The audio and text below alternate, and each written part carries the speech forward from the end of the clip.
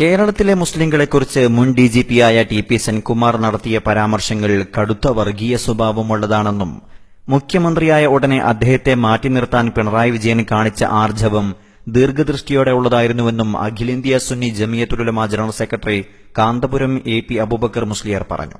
മർക്കസിൽ പൂർവ്വ വിദ്യാർത്ഥികൾ സംഘടിപ്പിച്ച അവാർഡ് ദാന ചടങ്ങിൽ അധ്യക്ഷത വഹിച്ച് സംസാരിക്കുകയായിരുന്നു അദ്ദേഹം.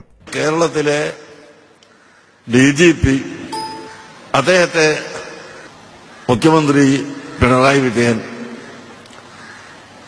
പെട്ടെന്ന് മാറ്റിക്കളഞ്ഞപ്പോൾ പലരും ആലോചിച്ചിരുന്നു, ഇതെന്താണ് ഇത്രയും ക്രൂരമായ ഒരു പ്രവർത്തനം എന്ന് ചിലരൊക്കെ പറയുകയും ചിന്തിക്കുകയും ചെയ്തു.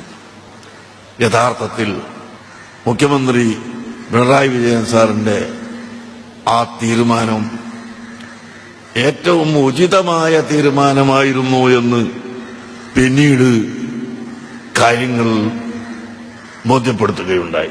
ഒരു സാധാരണക്കാരൻ പോലും നടത്താൻ സാധ്യതയില്ലാത്ത വർഗീയതയുണ്ടാക്കുന്ന സംസാരങ്ങൾ സംസ്ഥാനത്തെ ഉന്നത സ്ഥാനത്തിരുന്ന ഒരാളിൽ നിന്നുണ്ടായത് അപകടകരമാണ്.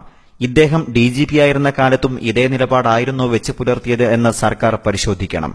അങ്ങനെയാണെങ്കിൽ ആ കാലത്ത് നടന്ന ന്യൂനപക്ഷങ്ങളുമായി ബന്ധപ്പെട്ട് നടന്ന കേസുകളിൽ പുനഃപരിശോധന നടത്തണമെന്നും കാന്തപുരം ആവശ്യപ്പെട്ടു.